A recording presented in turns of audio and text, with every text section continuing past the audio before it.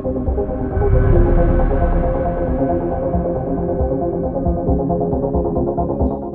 we doing, everybody? Hope everybody had a great Christmas and Hanukkah, and let's get rid of 2020 for this new year. Anyway, I'm here to talk about Wonder Woman, but before that, I just want to let everybody know that we are in production on the new Renegades on Minerva. In fact, here's the thing. Oops, actually signed by Nichelle. So if you get a chance to pick one of these up. Our main actress, Lauren Lott, is actually in that costume.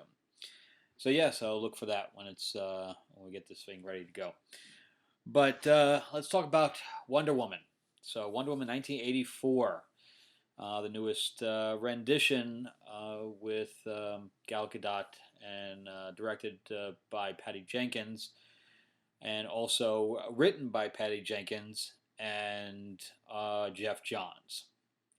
And I have to say that I am a huge, let me just start by saying I'm a huge Wonder Woman fan. I mean, you can obviously see right behind me. I have the figure right there.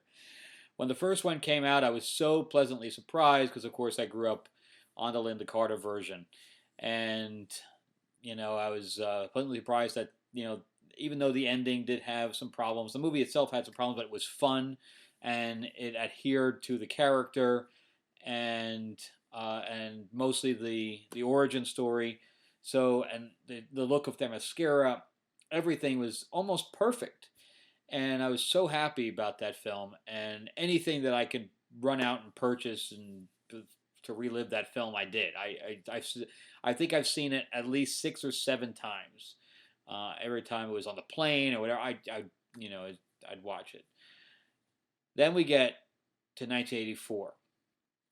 And there is something to be said for a successful film and then giving the filmmaker too much power.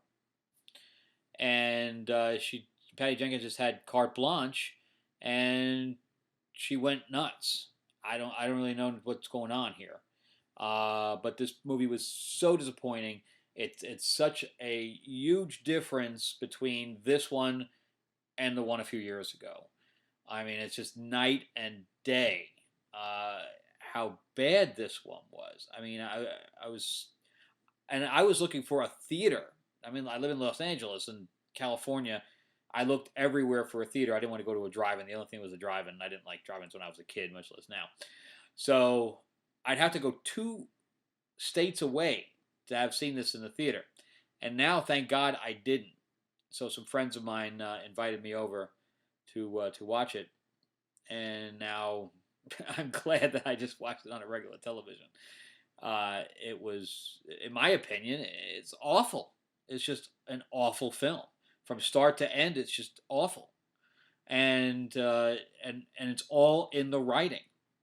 The script is so bad, and I love Jeff Johns when it comes to comics. I mean, he rebooted one of my favorite characters. So my Batman's my favorite character, then Aquaman, and then Wonder Woman. Those are my top 3 favorite characters that I'll just buy anything kind of thing. And I was happy with the Aquaman movie, and Jeff Johns was part of the reason that Aquaman got revitalized because he revitalized the comics. But he did Stargirl, which was very good. He's meant for television and for comics. Please keep him away from films. So he ruined Green Lantern. He was one of the main people with Snyder that ruined Justice League. And now he had his hands in this. I thought he was supposed to be out of the film side. I thought he got fired from there. And boom, I don't know if Patty Jenkins or DC or Warner Brothers or AT&T or whatever brought him back in. And then on top of that, him coupled with Patty Jenkins writing this thing, it was just a disaster. I mean, literally, the script. I can't imagine them going and handing this script to DC or to Warner Brothers and saying, this is the script we're going to make. And them going, yeah, let's do it. I can't even imagine. This thing is so bad. So I'm going to get into spoilers here because if you haven't seen it on on HBO Max, then you're not going to really see it anywhere because there are very few theaters even showing this thing. So let's just get into spoilers because if you have HBO Max, you're going to see it, or if you haven't already, and if you don't have it, then chances are you're not going to see it for quite some time. So what I loved about the first one was the innocence of Diana and her relationship with Steve, and then her basically coming into her own and realizing what it would take to be a hero. And as she was chasing down Ares, because that was her whole thing, was that Ares is messing with men's world. It's not men that's the fault to it's Ares. I mean, little did she know that that isn't completely true. But and I think she learns that. But we start out this film with a Themyscira Olympics, where we see young Diana participating. And obviously she's the only child on the whole island. So yeah, so they let her participate, and there was absolutely no reason for this scene plot wise at all. I mean, this doesn't need to be there. But obviously, they had some kind of contractual stuff for Robert Wright, Connie Nielsen, whatever. And of course, she probably wanted to show it, which I was happy, to go back to the island. That has some great stuff. But plot-wise, when they were writing this thing, like, well, just stuck this in here. And then Connie Nielsen gives her this speech that it's like, the dialogue is completely on the nose. When they were writing this thing, like, we just have to tell, we can't really have this being subtle. So let's just write it so everybody understands. And it's horrible. I mean, the writing is horrible on that piece. So they have this action scene, and and they talk about the only thing that I can imagine that it has anything to do with is visually is the statue of the golden armor, Asteria or whatever, which comes back later, kind of. And and if they were trying to say, well, there's no shortcuts in life, then it was so heavy-handed that we were just like, is that the lesson we're trying to learn here, that there's no shortcuts in life? But anyway, so now we go into 1984, and she's still pining for Chris Pine, and as other people have said, which, come on, get over it already. You had a couple of week relationship with the guy, and he was the love of your life. Okay, well, time to move on, just like everybody else. I think that should have been, of any message, that should have been the message. That enjoy life and move on from the things that you've lost. That would have been a real message. But instead, it's not that message at all. It's been 100 freaking years, and she's still humming on the same guy. So meanwhile, any other guy she meets, she doesn't act like Wonder Woman. Okay, so Wonder Woman is kind to everyone, and it doesn't matter, even if it's a person on Down and Out, if it's a villain, she's nice to everyone. That is her character. Until you push her too far, she is the embodiment of love, right, and understanding. So the writing automatically in some of the first scenes gets away from that.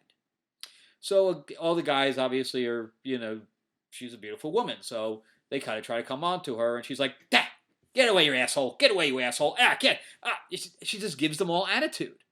Like, I'm like, what am I watching here? This is not Wonder Woman. Wonder Woman would not do that. And but anyway, so that's how Patty Jenkins thinks that she would act towards people. But so automatically, you're not even liking the main character because she's just playing rude to everybody. And then we have this whole scene in the 1984 scene with her saving odd things. Like it just happens that a bride is trying to take pictures in her wedding dress and falls, over a bridge, and she saves her. what is this? And then there's this whole scene in the mall, because malls were big in the 80s, and the acting is so horrible. And she has a little girl in there, it's like, give me the wink, give me the wink. It was so cheesy and over the top that I'm rolling my eyes through the whole thing, And the scene in No Man's Land from the first movie, it was over the top, but it was cool. We did, we set up the shield thing, and there was real danger because the bullets were just all over the place, and she's trying to block them, and it's moving her backward. That was all really good stuff. Here it was just fun and games. Ha ha ha ha. And some people tried to compare it to the first Superman movie with him saving, obscure things and stuff like that. But it didn't come off that way. It didn't. It came off cheesy, not really heroic. And the guys were just baffling buffoons where, Superman or Batman just probably would have stood there and said, just give it up. But nope, she went to town on him. And the lasso in this movie, I love the golden lasso. Of course, they took away the sword and shield, which she probably didn't need in today's time. But the lasso was like the end all of everything. I mean, her bag of tricks was her utility belt. It consisted of one thing that did everything. So now we move into, Barbara and Minerva, which they took the comic version and tossed it out the window. Lord knows why. Because Barbara Minerva was an archaeologist. So she was Indiana Jones kind of thing. And she's in the jungle and she finds the cheetah totem, which is how she becomes Cheetah later on. In the movie, she's the bumbling person that nobody likes. Nobody wants to talk to her. And we've already seen that a million times in comics and comic book movies. I mean, we had it with Jamie Foxx in Spider-Man. We had it with the Riddler character in Batman Forever. So we've already seen this in this genre so many times that that's what that's one of my big problems with this film is that every cliche that this genre ever had is thrown into this movie. There's nothing original in this film whatsoever. The first movie had all that originality with World War I and stuff to that effect. And where, only Captain America had ever done World War II. So her being in World War I / World War II, which that was also in the first season of this TV show, automatically made it different because no other superheroes were around in that time except Captain America, which was World War II. Again, different publishers. But this one had absolutely zero originality. Then we get into and they find this stone that looks like a paperweight that you'd buy at a freaking gift store out in some of the mining towns or whatever. It looked horrible. I mean, the prop was horrible. And they said, oh, this thing's not worth anything. It's worth maybe $75. But it's a wishing stone, which they didn't really understand that this thing's been there. They say it's worth $75, but then they say that it was in every single culture, this thing has shown up, and they had pictures, drawings or whatever else, of this thing being around since Mesopotamia. So why is it only worth $75 if it's been around since Mesopotamia? What? Did you forget that you said that earlier in the film? What the hell? So then we get into to Maxwell Lord. Oh, so Barbara Minerva's big problem is she can't walk in heels. Okay, so that is her big problem. She can't walk in heels. Nothing like solidifying your female protagonist in a female shoe. So then we get into Maxwell Lord. So Maxwell Lord in the comics is a very big figure in the Wonder Woman lore, and for one reason. Okay, so he is not this bumbling idiot oil guy. He is a mind controller. Okay, so kind of like Jessica Jones' Purple Man. And in the comics, he is the only man she's ever killed. And it is because Max Lord, was mind controlling Superman to make him think that Diana was Doomsday, which is a big villain if you don't know who that is. So he went to town on her. I mean, he actually crushed her bracelet with her wrist in it, so he broke her wrist. And then she hid, so he would use her super hearing to try to find her. And then she came up behind him and did one of these and basically deafened him because he had, these his ear sensory up, to the 10th degree. So his ear was bleeding, and while he was kind of stunned like that, she knew that the only way to stop him from Superman was to kill Max Lord. There may have been other ways, but that's what the writers were, their end goal was. So she basically took his neck and she killed him, and she twisted his head on backwards. And Batman was mad. Batman don't kill, and Batman don't want anybody else to kill. So he said, "You got to turn yourself in," and she went to jail for a period of time until it was, proven that it was self-defense.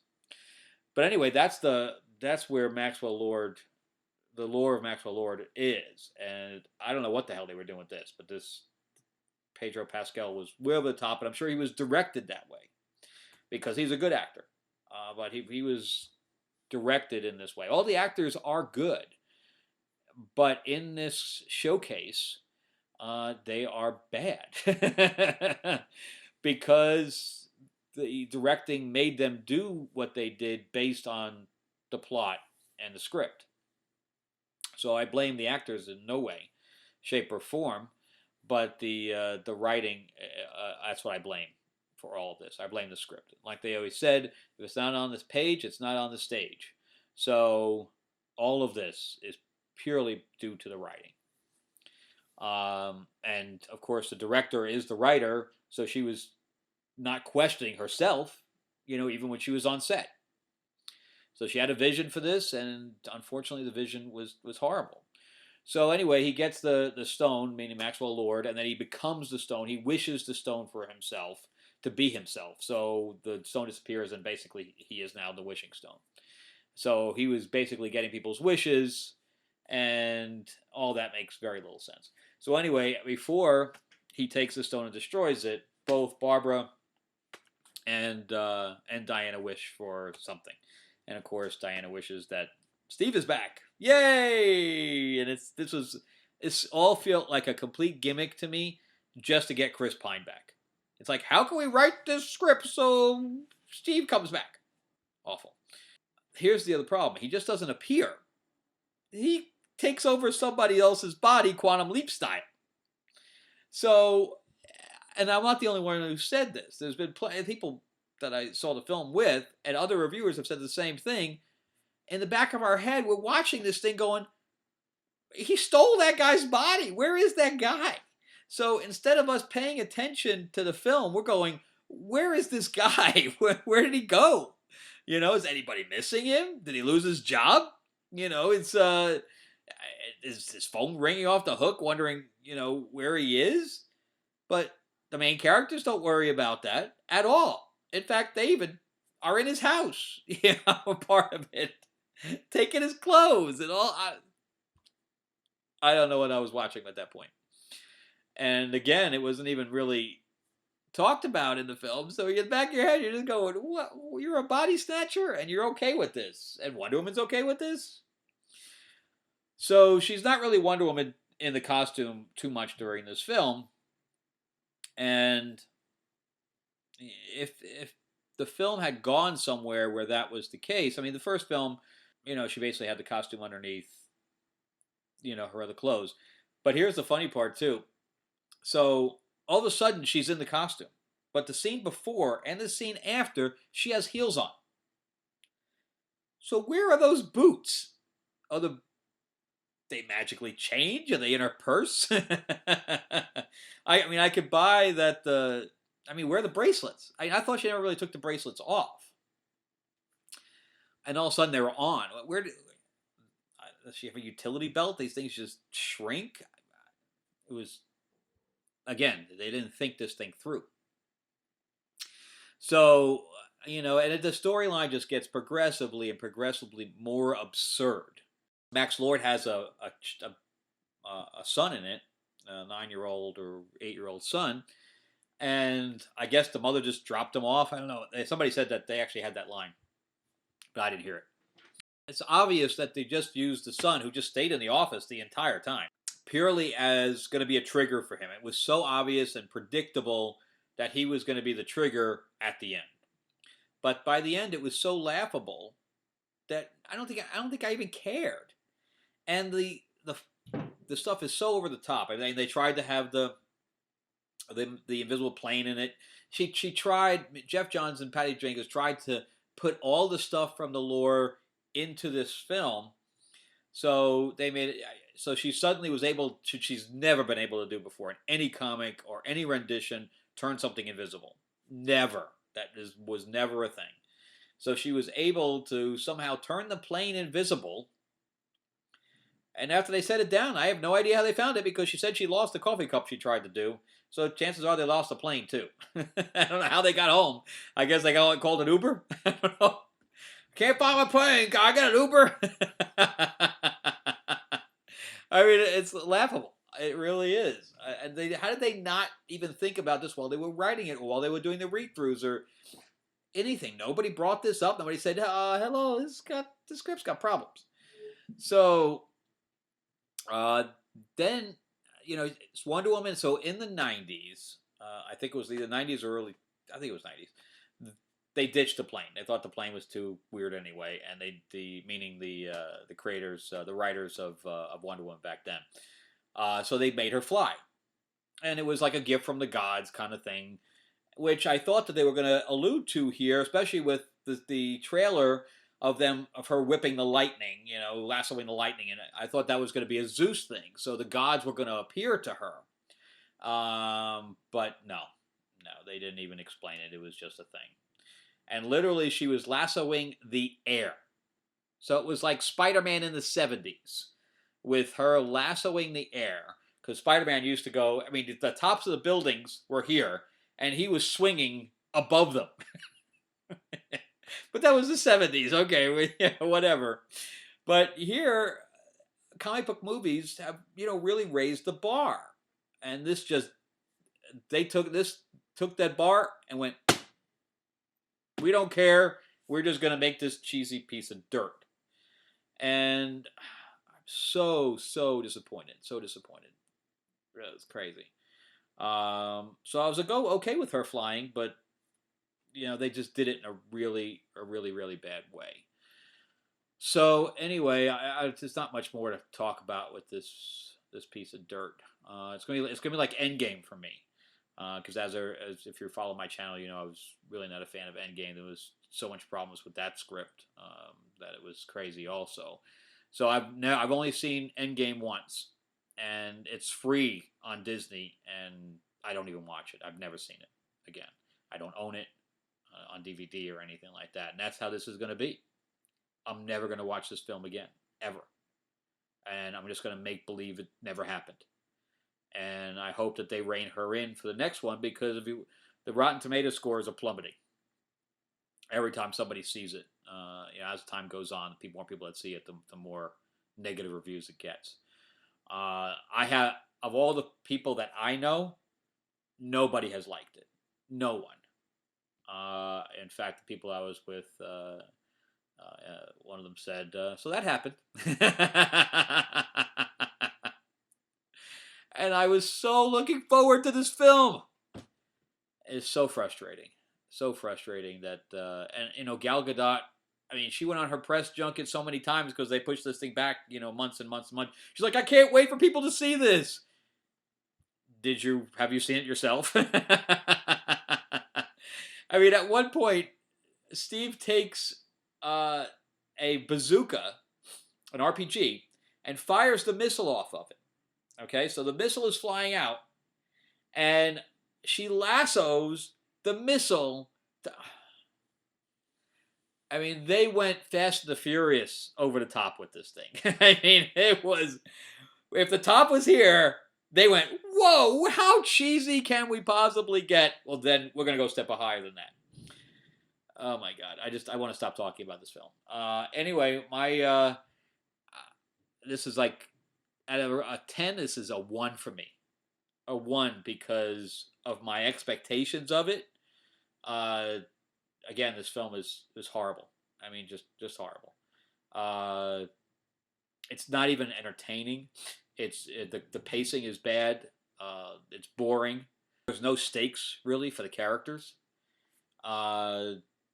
which is weird because the whole world is falling apart. You would think that there was stakes, but I never felt it.